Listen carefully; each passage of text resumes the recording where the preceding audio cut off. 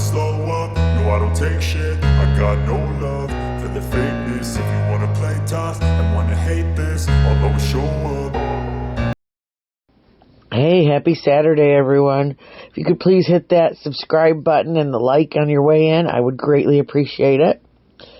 Now, let's get down to what I came here to talk about. First, I have heard since last night that the Royal Canadian Mounted Police have now decided to go into another investigation, cinch down the search area to the area right around the house in those woods. Hopefully, in their investigation, they have found something that's going to lead to these kids one way or another so that they can get answers, because that's the biggest thing right now. Are they okay? What happened? If they're not okay, who did this? So my prayers tonight are definitely with Lily and Jack Sullivan and their family and the searchers trying to find answers about what happened to these cute little children that just disappeared off the face of the earth in Lansdowne Station in Nova Scotia. I've got my summer bonfire theme going tonight. I really wanted to go outside and have a fire, but my guy had to work tonight, and I just didn't feel like doing it by myself, so instead I will spend it with you and my pretend fire. So here we go. So I actually do have some good news in the world of true crime. Any of you that have been following along with me, the case of Kelli Bryant out of Pontiac, Michigan, on Valentine's Day, three of her 4 children were found abandoned in a rental property over in Pontiac. And when the police dug further, they found out that she had left these children alone to fend for themselves, and at that time, ages 7, 8, and 10 or 11, I believe, 10, and left them to fend for themselves, dropping off food approximately once a week, maybe. The only contact that she had with her children were text messages, and I'm going to show you a disgusting picture about that, which just shows what a piece of junk she is. She literally walked into court smiling today and laughing. I was disgusted. Or not today. This would have been Thursday. I am absolutely disgusted by this absolute poor excuse for a human being, period. So her charges are 3 counts of first-degree child abuse, and she can be sentenced up to life for each one of those counts, and also welfare fraud over $500. 3 counts. And it sounded like she was using cash assistance. So I thought this was food, maybe, which was bad anyway. But it sounds like she was using cash assistance to fund her little lifestyle while her children lived in a feces-filled, garbage-filled home that was, by the way, within walking distance of where she was living.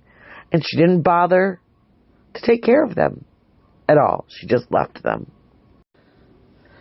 So, the first witness, they didn't have the entire court hearing on that I could find anywhere, but I believe part of it, they had a lot of things that they were going over with the children, whom they have asked for their names not to be used during the hearing to protect their anonymity because they are minors.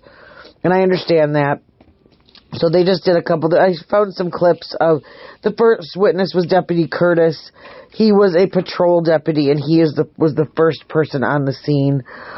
He said he arrived for a welfare check on February 14th around 1:25 p.m. There had been a welfare check tried the day before. This is something that we did not know until today. But were unable to enter the home because they did not have some kind of tool or something like that, I believe. It said when he first walked in, they walked in through the garage. Now, this condo is set up, it's like a townhome, and there are stairs outside that go up to a front door, and then there's a garage, and then the living area is above all of that. And I believe he said when he walked into the garage, He first noticed a mold stain on the garage ceiling, and the living area of the townhouse was right above that. So it's seeping through the floor and into the ceiling of the garage. He also observed trash and feces on the floor of the garage. Once he entered the unit, he observed piles of trash and feces leading all the way up to the stairs to the living area. So you walk into the garage and there's like a little vestibule, and there is a bedroom or some room off to the side, and then stairs leading up to the actual living quarter area of this townhome.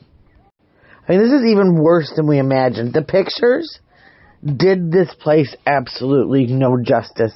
And for any of you that have seen the pictures, you know exactly what I'm talking about. They were horrifying enough.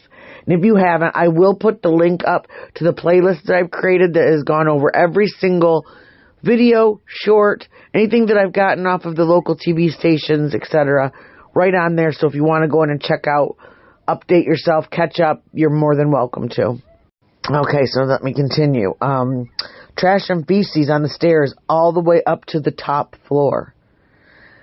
The living area, there was a couch covered in at least 4 feet of trash, pizza boxes, feces, cobwebs hanging from the ceiling so low he had to duck underneath them. He then went into an area that was a kitchen. So the counters and sinks were covered in trash and feces throughout the kitchen. The odor was so foul, he believed he was going in to recover a body. And that's a theme that I'm hearing from these detectives as they testified, was all of them had said that they believed that there was decomp in that house because of the odor. It smelled so bad. And she left her children in that. I mean, just, wow. Both bathrooms were filled with garbage and feces, the toilets and the tubs. Out of the 3 bedrooms, only one had a bed in it. It was in a bed frame, but the mattress was stained and dirty and had garbage and human waste all over it. While trying to clear the house, he found a bedroom door to be locked, or a door to be locked. As he went to walk away, he heard children crying and whimpering from behind the locked door. He assured them that he was the police, that he was there to help them, not to hurt them, but they would not come out. So then he went to continue to clear the home to make sure that there was nothing, no one dangerous in the home. And finally, he said a door across the hall opened up, and it was the oldest of the 3 children. And with his help, the police were able to convince the 2 little girls to come out.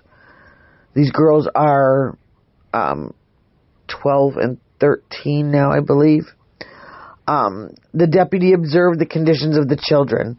He said the oldest was wearing dirty pants only, and his toenails were so long he was having issues walking in a straight line, and he was very nervous and scared. He said that the 2 girls were very hard to understand. They were crying a lot.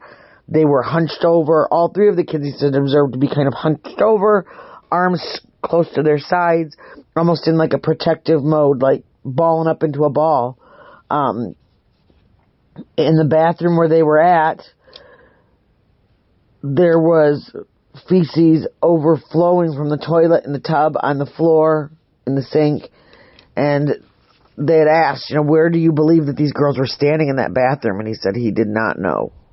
And they also, their toenails were very overgrown and they were having trouble walking. Like, how sick can you be to leave your kids like that? I don't know.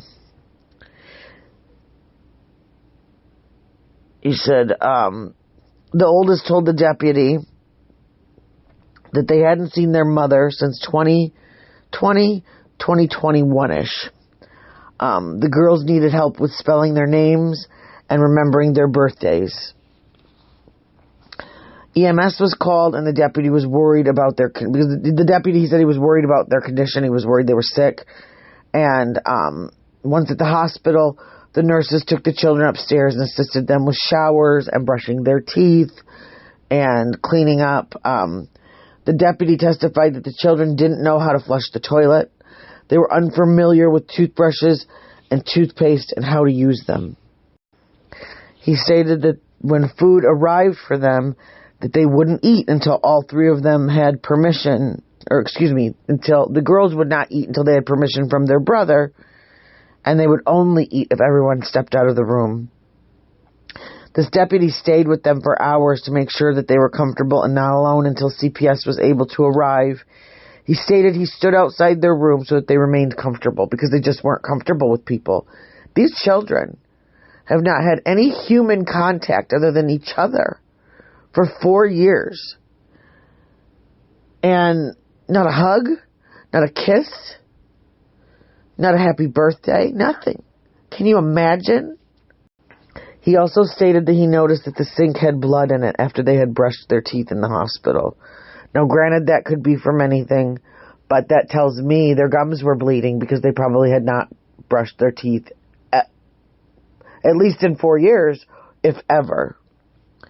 And he stated that he was asked by the prosecutor, and he said he did not see any toiletries or hygiene products or even toilet paper in the home when he went to get the children. The children had no shoes either. And then it was time for cross-examination of this witness, and I really don't know what this Elizondo,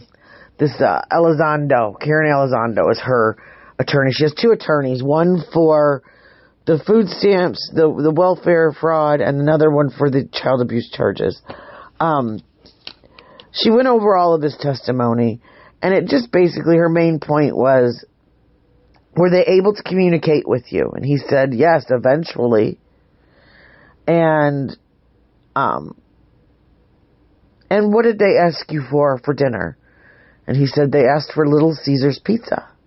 And she said, so they were able to communicate with you what they wanted? And he said, eventually, yes. So apparently, if you can order a pizza, you're fine. Miss Elizondo. Really? Yes. A pizza. Now, if anybody remembers from some of our previous videos, that house was full of Little Caesar's pizza boxes because that's what she would do. She wouldn't even get up off her big rump to drop groceries off. She'd call in pizza, and they would live off that. In fact, the girls were sleeping on pizza boxes. That was their bed. So I find it disgusting that she would use that. Although, you know what? Maybe who knows? Maybe she's trying to get her to. I'm just disgusted. There's no excuse. I mean, you're trying to say that they weren't as bad off as you say? There's no way you can leave 3 children alone in a home for 4 years without anything and say that they're going to be okay. Even if they act like they're going to be okay, they're not going to be okay. It's impossible. Oh, she also asked how many officers had been through the house before the pictures were taken. Are you trying to imply that the police officers turned that condo into that disgusting mess, that them walking through there made it worse? Give me a break. Come on. Other deputies that had encountered the children said they were covered in feces, not just their clothes, but their hair also. The detective said that he never smelled a house that bad in his career that didn't have decomp in it. 1 hour after her kids were found, the detective noted that she showed up with her hair done, wearing new clean clothes, and had long fake nails. And if you'll remember in one of the other videos, those are like XXX long nails. Those are a couple $100 a pop to get done. So I bet you I know where she found the money to be able to afford that. Again, she had told, this was quoted, that she told the deputies that she knew that her actions were selfish and that it made her children sick, and that she had ultimately sacrificed her children for her own purposes. You think? She told them that she told the children never to open the door to go to anyone or go outside, making them fearful of people. During the children's interviews, they stated that she had told them that they'd been warned about strangers, pedos, and being blackmailed. So she just fed into irrational fears for children to make sure that they did not leave that house and bust her. It also came out that she only contacted the oldest by text, whether they needed food, whatever. And she would sometimes drop it off. They said a lot of these texts showed her saying, I don't have the money today. I'll have to get it for you tomorrow, the next day, whatever. And most times would not fulfill her promises. Surprise, surprise. Now this absolutely broke my heart. On the left is his phone, the oldest son, with the contact his mother named as World's Greatest Mom. And do you see how she has hers labeled? My oldest, Kid 1, and Kid 2. How sweet, Kelli, of you to think about your children in such a wonderful, loving way.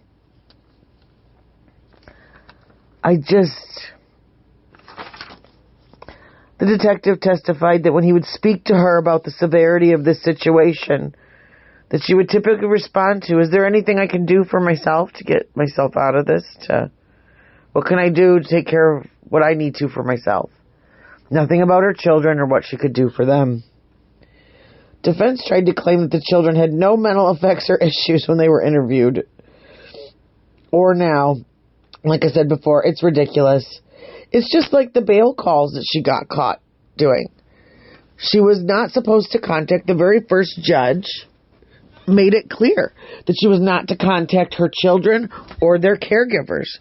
And first day in jail, she's calling her dad, who was a pastor and the one taking care of her children, and calling him. And not only was she calling him, but she was having other inmates call him to check on her bail and when it was going to be there and when it was going to be ready.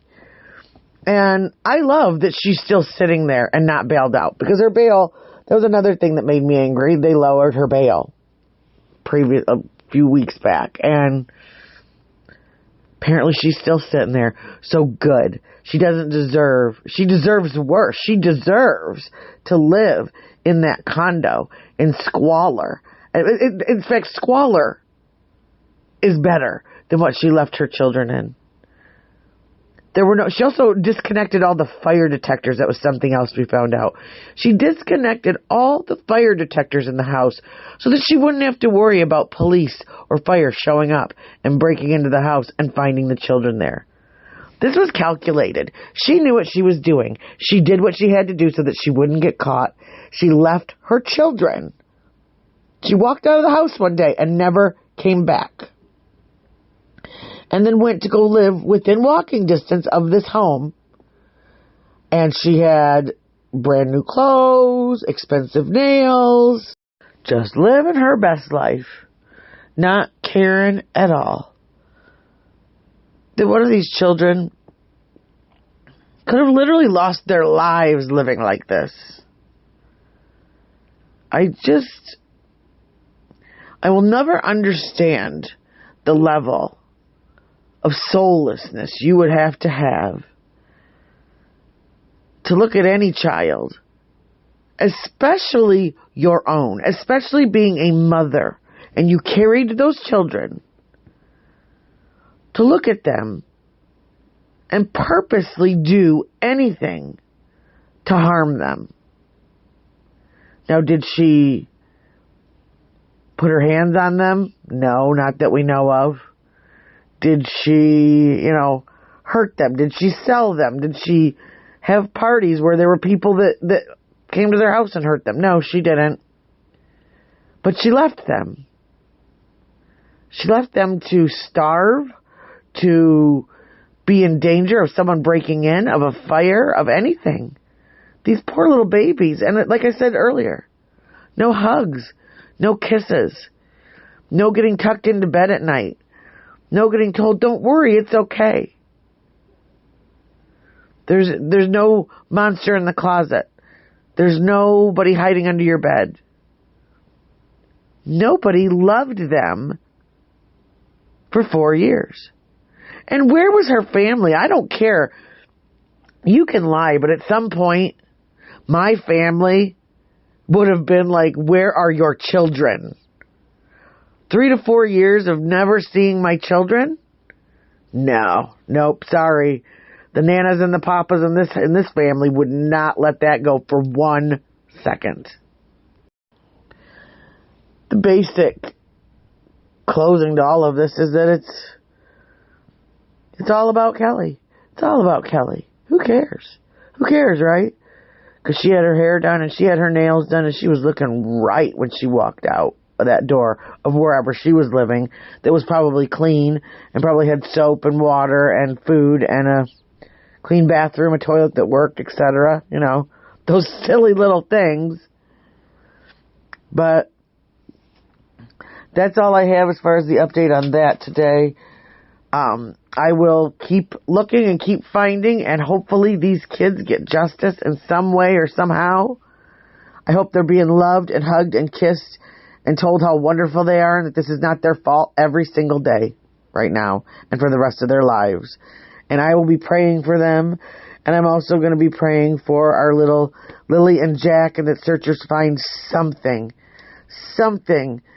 that can lead them to what happened to these poor little kids out of Nova Scotia. And I'm also going to pray that the Bullhorn Bettys of the world do not go after that investigation.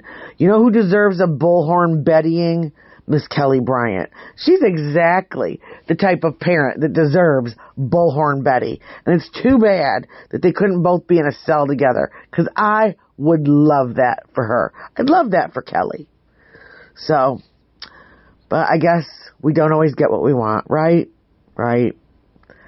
All right, you guys have a wonderful Saturday night and a wonderful rest of your weekend. And take care of yourself. Give yourself grace. Don't worry. We all screw up sometimes. Except for not as bad as Kelli. But, all right. Have a great one, guys. Talk to you later. Cutsy out of here.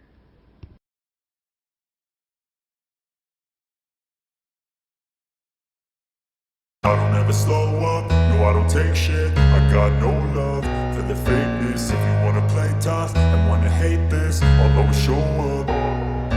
I don't ever slow up, no I don't take shit. I got no love for the fakeness. If you wanna play tough and wanna hate this, I'll always show up.